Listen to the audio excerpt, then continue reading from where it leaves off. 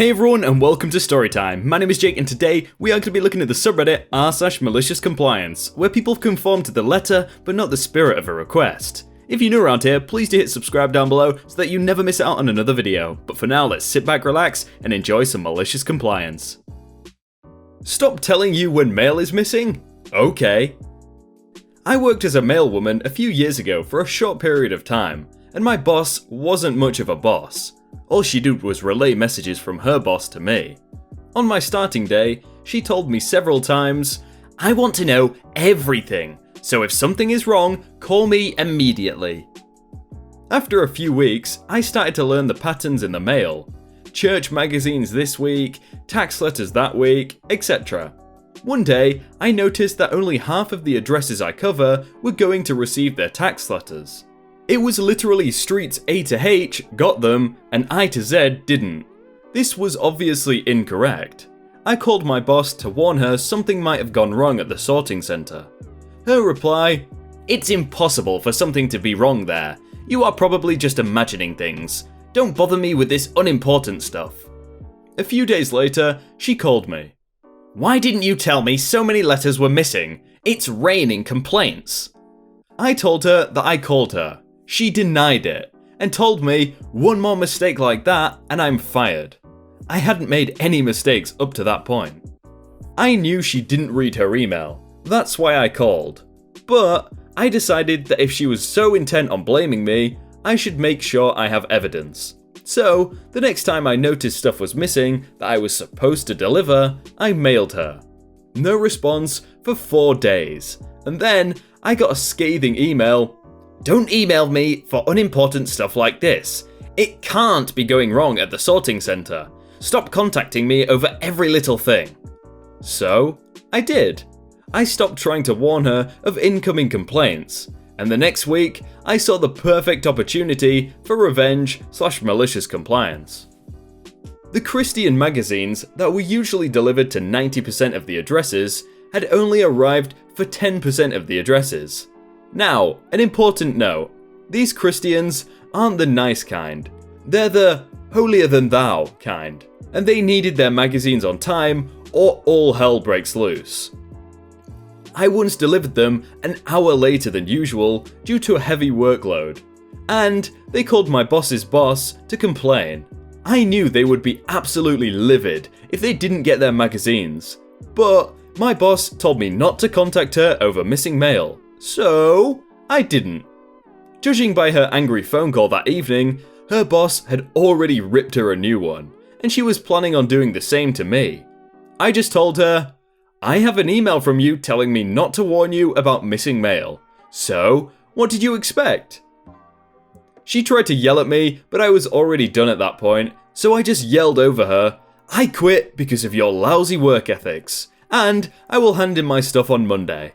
Fun fact about my contract, the company wanted to be able to fire mailmen at any moment, so we also got to quit at any moment, with no notice. She was angry. This was one of the first times I stood up for myself, and it felt awesome. The job only paid like $100 per month, and wasn't many hours, so I didn't really care about losing that income in exchange for not having to deal with that boss again. Edit. To clear some things up, yes, $100 is very little. It was only a few hours per week, and the company lowballed employees when estimating how much time things would take. And you get paid per letter. I didn't email my boss's boss because I had no way of contacting him. The emails were for security for if she tried to pin something on me, since stealing/hiding mail can carry a heavy fine, and I wanted whoever might accuse me to know that I was merely following her rules. This happened in the Netherlands, where it's normal for contacts to require you to hand in your notice weeks in advance. That boss was so stupid, like, she said, "I want to know everything" right at the start, and then said, "Don't tell me the unimportant stuff. You want to know everything, or do you want to know the really important stuff? Like, make up your mind." Interrupt my lunch? Okay, fine. I was a custodian at an elementary school during the day, 6:30 AM to 3 PM. I was supposed to get 2 15-minute breaks, and an uninterrupted, by contract, 30-minute lunch, which had to happen at a certain time or I wouldn't be able to do assigned work during the school lunchtime, which couldn't be skipped. So, over a few months, the office people started calling me to do stupid things or things they could have waited for during my lunch. Not emergencies, that I understand. It got to the point where they had me miss my lunch and just expected me to not take it. I was missing 3 or 4 lunches a week. I talked to our department head, and this is what he told me. You are legally allowed to take a 30-minute break, and if it is interrupted, you sit down and start it over. So, if I sit down and start a timer, and then 25 minutes in, they make me go do something, I sit back down and start that timer over for the 30 minutes until I get it complete. I confirmed this and copied it to my principal. The very next day, I was 10 minutes into my lunch and they wanted me to run paper out to an outbuilding. I asked if it could wait. Nope. So, I do it and sit back down in my office and restart my lunch. They call me again after 5 minutes. So, at this point, school lunch starts in 5 minutes and I've hardly sat down, much less ate my lunch. I sit down and took the whole 30 minutes. So, I'm an hour late starting in the lunchroom. The principal is mad, because he had to cover me in the lunchroom. He missed part of his lunch.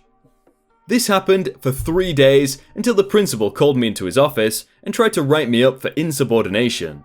I called my union rep and my supervisor. They were right next door, and they were there in less than 5 minutes. They educated him in the contract and law regarding breaks, and he still tried to write me up. We ended up having to call the principal's boss, and she told him off right in front of us all.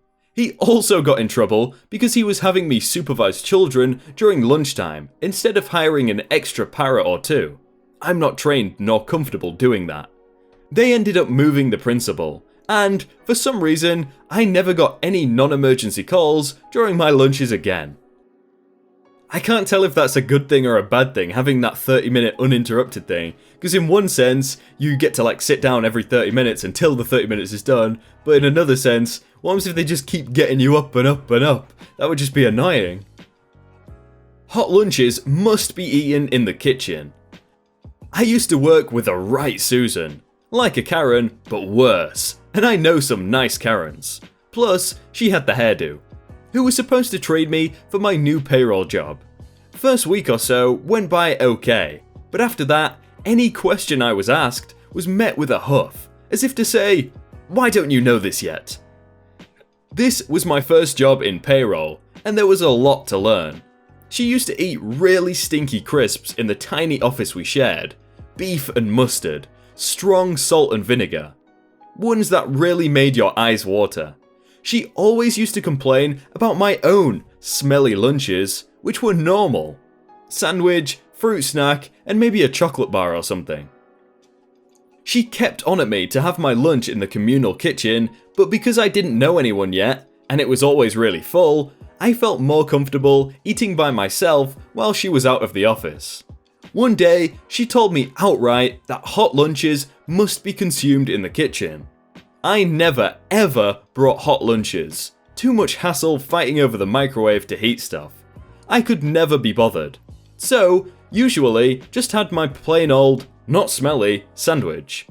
One day, after a round of particularly stinky crisps, I decided to actually buy myself a smelly lunch. I'd found this nifty little pasta salad bar not far from the office. So, off I went, got myself a cold pasta salad with sweet and sour sauce over it.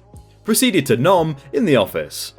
She got back in as I was finishing off, and went off on one, complaining about the bad smell, and that I should have been eating that in the kitchen.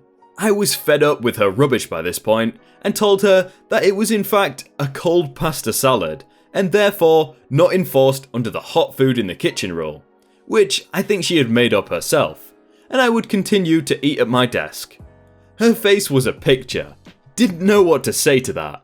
So, I continued to buy my smelly pasta lunches, occasionally switching it out for a smelly salady thing, for the next 6 months, until I found another job and left. Sod working with her forever.